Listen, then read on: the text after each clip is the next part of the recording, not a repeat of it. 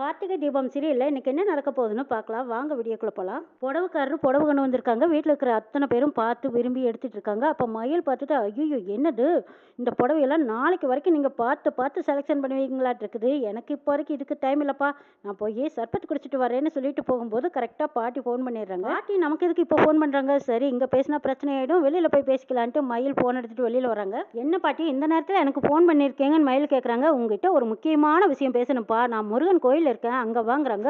பாட்டி ஏதோ முக்கியமான விஷயம்ங்கிறாங்களே அப்படின்னு சொல்லிட்டு ராஜா கிட்ட போய் ரகசியமா சொல்லிட்டு வராங்க மயில். ஆமா, சர்பத் குடிக்கிற சாக்குல நான் வெளியில போயிட்டு வரேன், பாட்டி தான் ஃபோன் பண்ணாங்க, ஏதோ முக்கியமான விஷயம்னு சொல்றாங்க, என்னன்னு தெரியலங்கிறாங்க. அம்மா கூப்பிட்டுருந்தாங்கன்னா அது முக்கியமா தான் இருக்குமாப்ல, சரி இருங்க நானும் வரேங்கிறாங்க. ஐயோ வேண்டாமாமா, நீங்க வந்தீங்கன்னா கார்த்தியும் கண்டிப்பா கண்டுபிடிச்சிருவான், நான் மட்டும் சர்பத் குடிக்கிற சாக்குல போயிட்டு வந்துடுறேன், நீங்க இருந்து சமாளிங்கன்னு சொல்லிட்டு போறாங்க.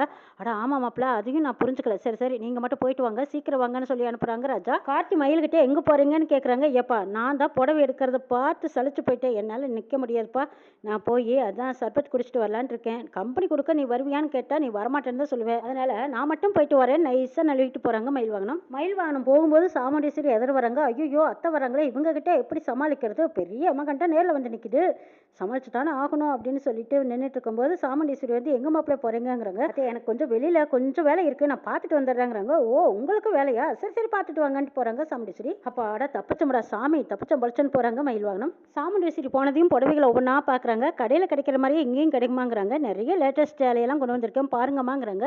பார்த்து ரெஸ்ட் எடுக்கிறாங்க. சாமுண்டீஸ்வரி புடவைகளை பார்த்துட்டு இருக்கும்போது மேடம்னு சொல்லி மாயா வந்து நிற்கிறாங்க. மாயாவை பார்த்ததும் சாமுண்டீஸ்வரி மனசில் அப்படியே கோவம் வந்து கொந்தளிக்குது. டாக்டர் அம்மா சொன்னதெல்லாம் தான் ஞாபகத்துக்கு வருது. மாயாவுக்கும் மகேஷ்க்கும் தப்பான உறவு இருக்கு. அடிக்கடி அவள் அபார்ஷன் பண்ணிக்கிறதுக்காக என் ஹாஸ்பிட்டலுக்கு தான் வருவா. அவளுக்கு அபார்ஷன் நானே பண்ணியிருக்கேன். அவங்க ரெண்டு பேர்த்துக்குள்ள தப்பான உறவு இருக்கு. அவளையா நீ மாப்பிள்ளையா தேர்ந்தெடுத்தேன்னு டாக்டர் அம்மா சொன்னதை நினைச்சு பார்த்த சாமுண்டீஸ்வரி சொல்றதா வேண்டாமான்னு மென்னு முழுங்குறாங்க. ரோஹிணி, சந்திரா, ரேவதி இவங்க எல்லாம் பார்த்துட்டு மாயாவை வாங்க வாங்கன்னு கூப்பிடுறாங்க. ஆமா நீங்க மட்டும் தான் வந்திருக்கீங்க, மகேஷ் வரலையாங்கிறாங்க. அவனுக்கு கொஞ்சம் உடம்பு சரியில்லை அதனால அவன் வரலைங்கிறாங்க.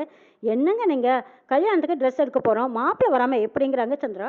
மகேஷ்க்கு அப்படி என்னாச்சு உடம்புக்குன்னு கேட்குறாங்க ரேவதி. இது ஏதோ ஒத்துக்கல, அடிக்கடி பாத்ரூம் போயிட்டே இருக்கான், ஏதோ ஃபுட் பாய்சன் ஆயிடுச்சு போல இருக்கு, அதான் வரலைன்னு சொல்லி சமாளிக்கிறாங்க மாயா. சரி சரி வரலைனாலும் பரவாயில்ல, கல்யாணத்துக்கு புடவை எடுக்கிறதுக்கு தான் உங்களை வர சொன்னோம், அவரையும் வர சொன்னோம், சரி அவர் வரலைன்னா என்ன நீங்க எடுத்துக்கோங்கிறாங்க ரேவதி. சரி பரவாயில்ல எடுத்துக்கிறேன்னு ஆசாசியா எடுத்துட்டு இருக்காங்க மாயா.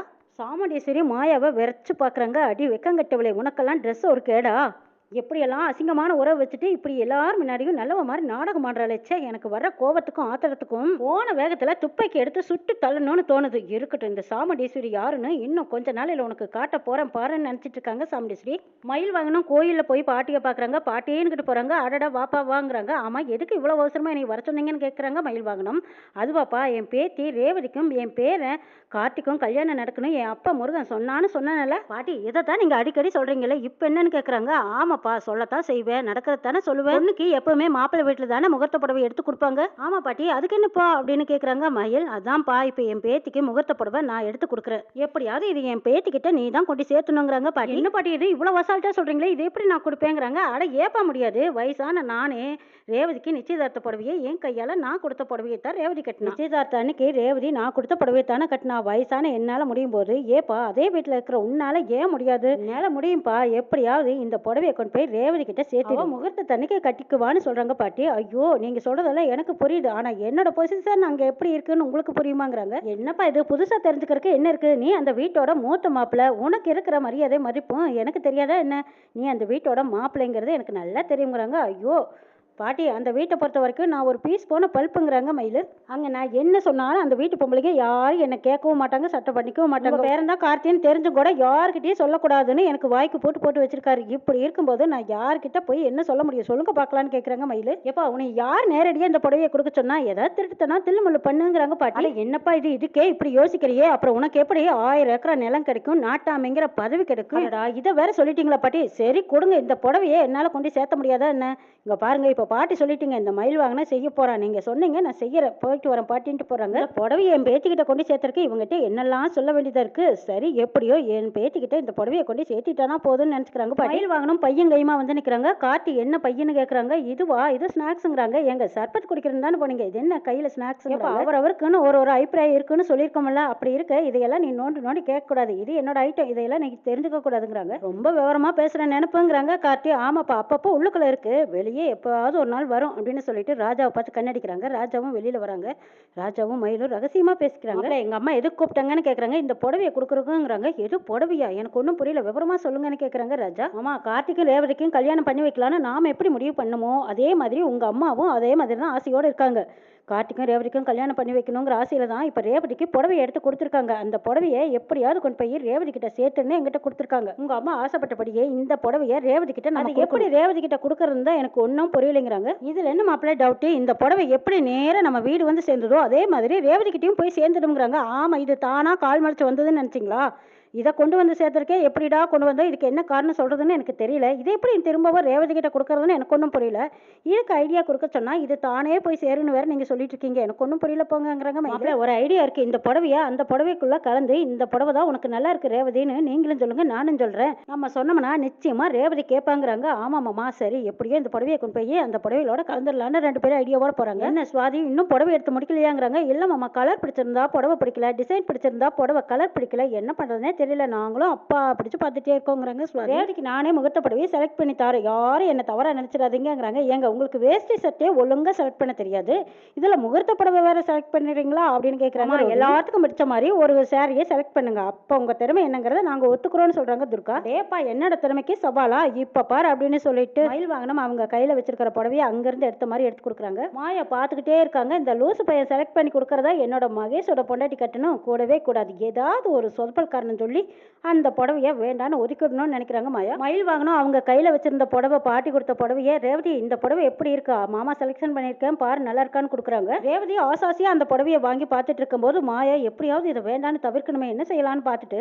ஐயா இந்த கலர் நம்ம ரேவதிக்கு செட்டே ஆகாதுங்கிறாங்க. சாமுண்டீஸ்வரிக்கு மாயா பேசுனது பிடிக்கவே இல்லை. இவெல்லாம் ஒரு ஆளு என் பொண்ணுக்கு இவ கருத்து சொல்றதா? இவ சொன்ன கருத்தை யாரும் ஏற்றுக்கூடாது, எப்படியாவது ரேவதியை இதே புடவை தான் கட்ட வைக்கணும்னு சாமுண்டீஸ்வரி நினைச்சு பார்த்த மாதிரி எல்லாம் எதுவும் கிடையாது. ரேவதிக்கு இந்த கலர் ரொம்ப நல்லா இருக்கு, ரேவதி நீ இந்த புடவையே எடுத்துக்கோன்னு சொல்றாங்க சாமுண்டீஸ்வரி. ரேவதி அத்தையே சொல்லிட்டாங்க, அப்புறம் என்ன இந்த புடவையே எடுத்துக்கோங்கிறாங்க. மயில் இந்த புடவை நல்லா இருக்கான்னு சாமுண்டீஸ்வரி ராஜாவை கேட்கறாங்க. புடவையோட டிசைன், கலர் எல்லாமே ரேவதிக்கு ரொம்ப சூப்பரா இருக்கு, ரேவதி நீ இந்த புடவையே எடுத்துக்கோங்கிறாங்க. அப்படின்னா அப்பா நான் இந்த புடவையே எடுத்துக்கிட்டுமான்னு ரேவதி கேட்கும்போது எனக்கு ரொம்ப பிடிச்சிருக்கு, இதுவே எடுத்துக்கோன்னு ராஜா சொல்றாங்க. அம்மா கிட்டையும் கேட்கறாங்க. சாமுண்டீஸ்வரி சரிங்கிறாங்க. மயில அடடா என்னது, நம்மளுக்கு நல்ல நேரம் கூடிருச்சு போல இருக்கே, நாம என்ன சொன்னாலும் நம்மள அத்தை முதற்கொண்டு எல்லாரும் தட்டி கழிப்பாங்க, இன்னைக்கு நாம சொன்னதே எடுத்துக்க சொல்லி அத்தையும் சொல்றாங்க, அப்ப நம்மளுக்கு நல்ல நேரம் ஸ்டார்ட் ஆயிடுச்சுன்னு சந்தோஷப்படுறாங்க மயிலு. அடடே ராஜா, என்ன இப்போ என் மேலே உனக்கு சந்தேகமாக இருக்குங்கிறாங்க. ஆமாம்மா, வெளியில் போயிட்டு வந்ததுலேருந்து நீங்கள் ஒரு மார்க்கமாக தான் இருக்கீங்கன்னு சொல்கிறாங்க கார்த்தி. எல்லாருமே சேர்ந்து இந்த லூசு பையை செலக்ட் பண்ண புடவையை எடுத்துட்டாங்களேன்னு நினைக்கிறாங்க மாயா. லூஸோடு சேர்ந்து எல்லாருமே லூசு குடும்பமாக இருக்காங்கன்னு நினைக்கிறாங்க மாயா. ஏங்க நல்லா கலர் செலெக்ஷன் பண்ணியிருக்கீங்க, எனக்கும் அதே மாதிரி செலெக்ஷன் பண்ணி கொடுங்கன்னு கேட்குறாங்க. ரோகிணி எடுத்துட்டா போச்சுன்னு சொல்லி ஒரு ரெட் கலர் சாரி எடுத்து கொடுக்குறாங்க மயில. ரோகிணி இந்த கலர் புடவையை மட்டும் கட்டிக்கிட்டு மண்டபத்துக்கு வெளியில் வந்தேன்னு வச்சுக்கோ, பொண்ணு நீயா இல்லை அவளான்னு எல்லாரும் சந்தேகமாக பார்ப்பாங்கன்னு சொன்னதும் ரோகிணிக்கு அவ்வளோ வெக்க முடியாமல் வெக்கத்தோட மயில பார்க்குறாங்க. எல்லாரும் புடவை எடுத்ததுக்கு அப்புறமா ஜென்ஸுங்களுக்கும் பட்டு வேஷ்டி பட்டு சட்டையெல்லாம் கொண்டு வர சொன்னே, கொண்டு வந்தீங்களான்னு கேட்குறாங்க சாமுண்டீஸ்வரி. எல்லாத்துக்கும் கொண்டு வந்திருக்கேமா அப்படின்னு சொல்லி புடவைக்காரர் அந்த பட்டு வேஷ்டி பட்டு சட்டையெல்லாம் எடுத்து காட்டுறாங்க. மயில் ஒரு செட்டை பார்த்துட்டு இதை நான் எடுத்துக்கிறேங்கிறாங்க. எடுத்துக்கோங்க மாப்பிள்ள, தாராளமாக எடுத்துக்கோங்கன்னு சொல்கிறாங்க ராஜா. ராஜாவுக்கும் மயிலே செலக்ட் பண்ணி எடுத்து கொடுக்குறாங்க. இந்த பக்கமா ரேவதி சாமுண்டீஸ்வரிக்கு செலக்ட் பண்ணி தட்டுமாங்கிறாங்க. இதில் என்ன கேட்கறது, எனக்கு என்ன பிடிக்கும்னு உனக்கு தெரியுமில்ல, எனக்கும் சேர்த்து நீயே செலக்ட் பண்ணிருன்னு சொல்கிறாங்க. ரேவதி சாமுண்டீஸ்வரிக்கும் புடவையை செலக்ட் பண்ணுறாங்க. மாயா ஒரு பக்கம் அவங்களுக்கு பிடிச்சதை எடுக்கிறாங்க. இந்த பக்கமா ரோஹிணி துர்கா இவங்க எல்லாத்துக்கும் பிடிச்சதெல்லாம் எடுத்து சாமுண்டீஸ்வரியில ஒரு புடவையை எடுத்து கொடுத்துட்டு, அடடா இந்த புடவை உங்கள் கலருக்கு நல்லா இருக்கும், மேட்சிங்காக இருக்கும்,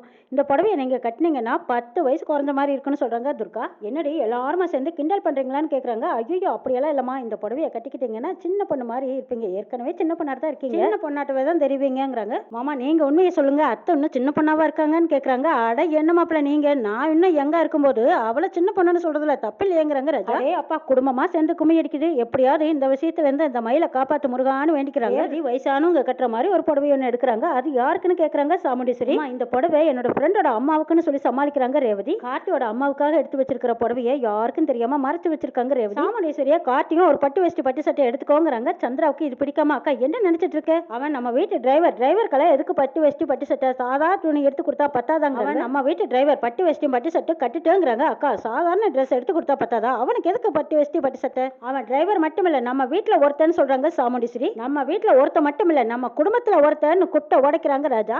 என்னடா இது, என்ன அர்த்தத்தில் இப்படி சொன்னாரு அப்படின்னு எல்லாரும் ராஜா முகத்தை பார்க்குறாங்க. சாமுண்டீஸ்வரிக்கே தூக்கி வாரி போடுது. எதுக்காக என்ன காரணத்துக்காக இப்படி சொன்னாரு அப்படின்னு கேள்வி மேலே கேள்வி கேட்டு தொலைக்க போகிறாங்க. என்னெல்லாம் சொல்ல போகிறாங்க நாளை பார்க்கலாம்.